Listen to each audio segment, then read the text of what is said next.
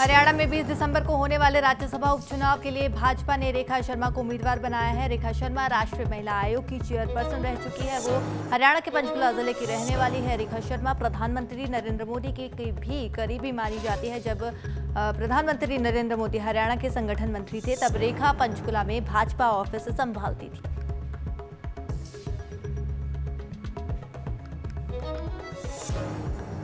हरियाणा के 2 आईएएस अधिकारियों की कंट्रोवर्सी फिर सोशल मीडिया पर छा गई है। एक आईएएस अधिकारी ने दूसरे आईएएस अधिकारी की पोस्टिंग पर सवाल उठाया है। आईएएस अधिकारी संजीव वर्मा ने अपने कलीग ऑफिसर अशोक खेमका की नई पोस्टिंग पर मलाईदार उन्हें बताया है। उन्होंने खेमका का नाम लिए बिना सोशल मीडिया प्लेटफॉर्म एक्स पर एक पोस्ट डाली है। इस पोस्ट में उन्होंने लिखा है, हरियाणा के एक आला अधिकारी कम महत्व का पद मिलते ही ना इंसाफी की दुहाई ट्विटर पर अक्सर देते रहते हैं। आज सुविधा मिलते ही वो खामोश।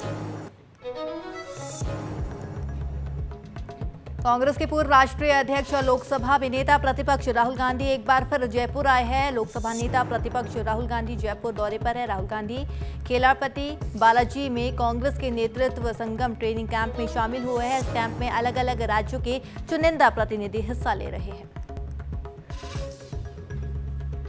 हरियाणा के रोहतक में जींद बाईपास पर पुलिस और बदमाशों के बीच मुठभेड़ हुई है। इस मुठभेड़ में 2 बदमाशों को गोली लगी है। उन्हें इलाज के लिए रोहतक पीजीआई में भर्ती करवाया गया है। रोहतक के गांव किलौई में बारात पर फायरिंग और फाइनेंसर की हत्या के मामले में ये आरोपी थे। पुलिस की सीआईए 2 टीम आरोपियों की तलाश में छापेमारी कर रही है। इसी दौरान जींद बाईपास पर मुठभेड़ हुई। इसमें 2 बदमाशों को गोली लगी है। दोनों को गंभीर हालत में रोहतक पीजीआई में भर्ती करवाया गया।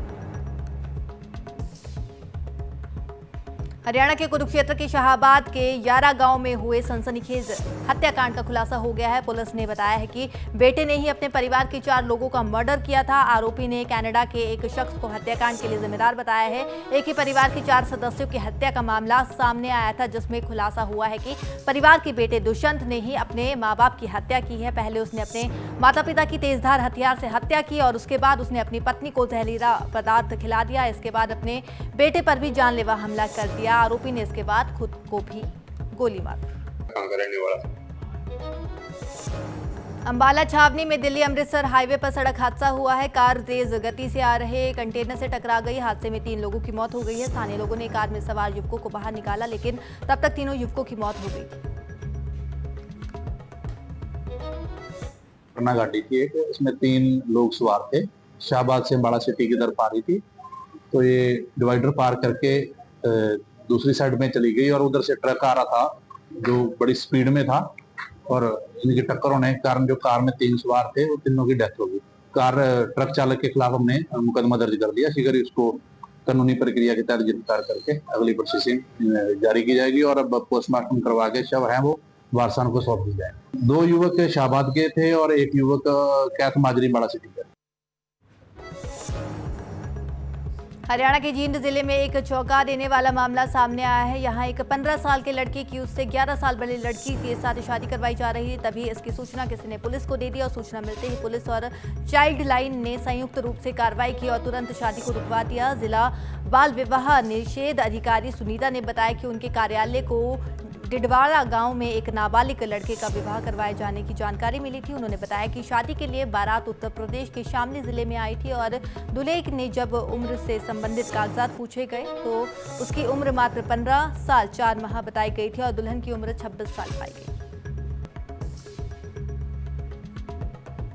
कुरुक्षेत्र में गीता जयंती महोत्सव बड़ी धूमधाम से मनाया जा रहा है, तो वहीं करनाल में जिला स्तरीय गीता महोत्सव का आयोजन किया गया है, जिसमें विधानसभा स्पीकर हरविंदर कल्याण पहुंचे। विधानसभा स्पीकर हरविंदर कल्याण ने बताया कि भगवान श्री कृष्ण द्वारा दिए गए उपदेश कर्म की पूजा ही पूरे विश्व में गीता जयंती महोत्सव कार्यक्रम का आयोजन कर फैलाया जा रहा है। विद्यार्थियों, युवा और अन्य लोगों को ये समझाना चाहिए कि किस तरह से विकट परिस्थितियों से हमें निकलना होता है।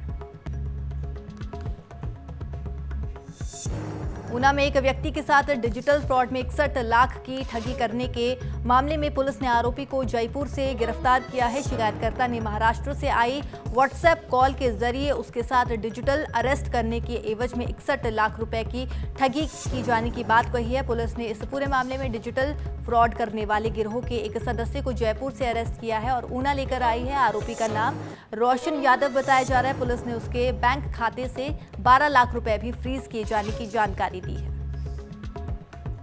अंदर हमें इसमें पहली कामयाबी प्राप्त हुई है। जो एक हमने टीम राजस्थान में जयपुर के लिए रवाना करी थी, वहां से एक आरोपी रोशन यादव गिरफ्तार करके हरौली थाना ले आया गया है, जो कि हमारी इस कड़ी में पहली सफलता है, जिससे कि आगे भी हमारे लिंक जुड़ेंगे और हमको और सफलता इसमें प्राप्त होगी। इसके अलावा 12 लाख रुपए इसमें अन्य एक अकाउंट में फ्रीज भी कर दिए गए हैं, जो कि आगे प्रक्रिया कानूनी चलेगी, उसके बाद उनको भी रिकवर किया जाएगा। प्रदेश सरकार की 2 साल की नाकामियों के विरोध में भाजपा ने कुल्लू में आक्रोश रैली निकाली। आक्रोश रैली अखाड़ा के रामबाग से लेकर ढालपुर तक निकाली गई है। इस दौरान नेता प्रतिपक्ष जयराम ठाकुर ने कहा कि प्रदेश की कांग्रेस सरकार अपने 2 साल के कार्यकाल का जश्न मनाने जा रही है, लेकिन वो जश्न किस बात का मना रही है। आज हिमाचल प्रदेश की स्थिति आज पूरे प्रदेश में हास्यास्पद बन गई है। हिमाचल की करोड़ों की संपत्ति आज नीलाम होने को आई है। उन्होंने कहा कि आज हिमाचल पूरे प्रदेश में चर्चा का विषय बना हुआ है। विकास के कार्य पूर्ण रूप से हिमाचल प्रदेश में ठप पड़े हुए हैं। इन तमाम मुद्दों को लेकर के भारतीय जनता पार्टी ने तय किया कि हम इनके जश्न से पहले इनकी हकीकत को जो है लोगों के सामने एक्सपोज करेंगे, और इसलिए भारतीय जनता पार्टी ने पिछले कल से शुरुआत की है हिमाचल प्रदेश में। 7 तारीख से हम जिला मुख्यालय में प्रदर्शन करेंगे।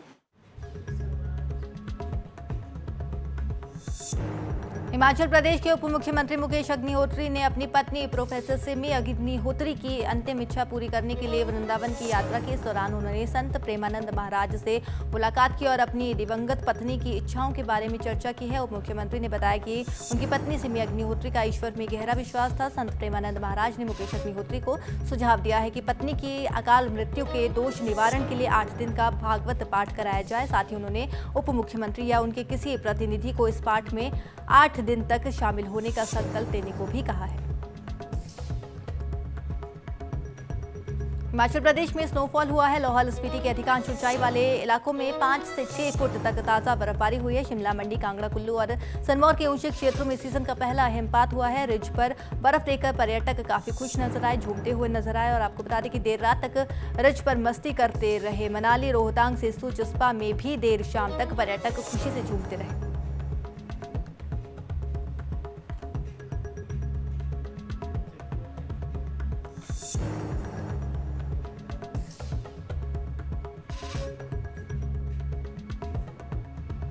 सिरमौर में लंबे समय बाद बर्फबारी हुई है। जिला के ऊपरी क्षेत्र गताधार, हरिपुरधार और नौराधार में बर्फबारी के बाद किसानों बागवानों ने भी राहत की सांस ली है। लंबे समय से चल रहे सूखे जैसे हालात लोगों के लिए परेशानी बने हुए थे। अब बर्फबारी होने के बाद यहां किसानों बागवानों ने राहत की सांस ली है। तो वहीं क्षेत्र में बर्फबारी के कारण यातायात भी प्रभावित हुआ है और तापमान में भी भारी गिरावट दर्ज की गई है।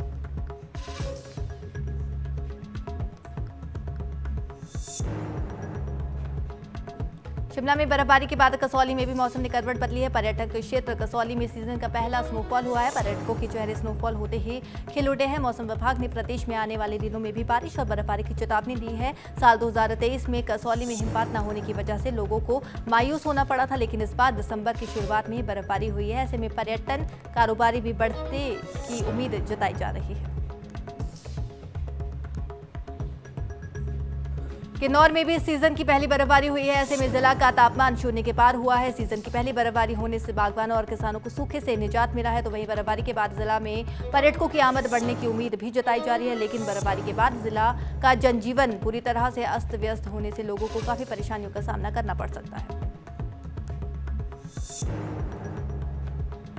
हिमाचल प्रदेश में बारिश और बर्फबारी का दौर शुरू हो गया है। ऐसे में बहुत से पर्यटक वाहन बर्फबारी में फिसलते हुए नजर आए। ऐसे में पुलिस ने मुस्तैदी दिखाते हुए पर्यटक वाहनों को वापस मनाली की ओर भेजना शुरू कर दिया है, ताकि रात के समय उन्हें किसी परेशानी का सामना न करना पड़े। डीएसपी मनाली केडी शर्मा ने कहा है कि अटल टनल होकर बहुत से पर्यटक वाहन लाहौल की तरफ घूमने के लिए गए हुए थे। ऐसे में बर्फबारी के चलते पर्यटक वहां भी फिसल रहे हैं। इसके बाद हादसे होने का भी अंदेशा रहता है। इससे निपटने के लिए पुलिस ने मुस्तैदी दिखाते हुए सभी वाहनों को वापस मनाली भेज दिया है। वहीं पुलिस के जवान बर्फबारी के बीच अभी भी कार्य कर रहे हैं।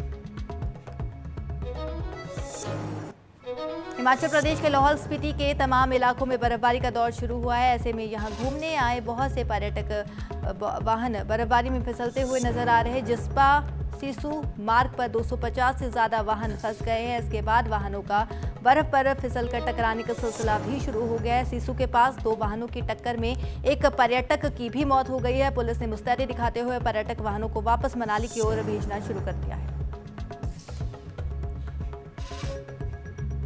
हिमाचल के लाहौल स्पीति में दिल्ली के पर्यटकों की एक गाड़ी बर्फ से स्किड होने के बाद टिप्पर से टकरा गई। इससे एक टूरिस्ट की मौत हो गई है, जबकि 3 गंभीर रूप से घायल बताए जा रहे हैं। पुलिस के अनुसार रोहतांग टनल में आगे स्नो गैलरी और पागल नाला के बीच ये हादसा हुआ है। सड़क पर फिसलन की वजह से लंबा ट्रैफिक जाम लगा हुआ है। इस दौरान दिल्ली की गाड़ी लाइन को ओवरटेक करते हुए तेज रफ्तार से आगे निकली। इससे चालक ने गाड़ी पर नियंत्रण खो दिया और दूसरी लेन पर जाम में फंसे टिप्पर से जोरदार टक्कर हो गई है। गाड़ी में सवार सभी मोहन गार्डन उत्तम नगर दिल्ली के रहने वाले बताए जा रहे हैं।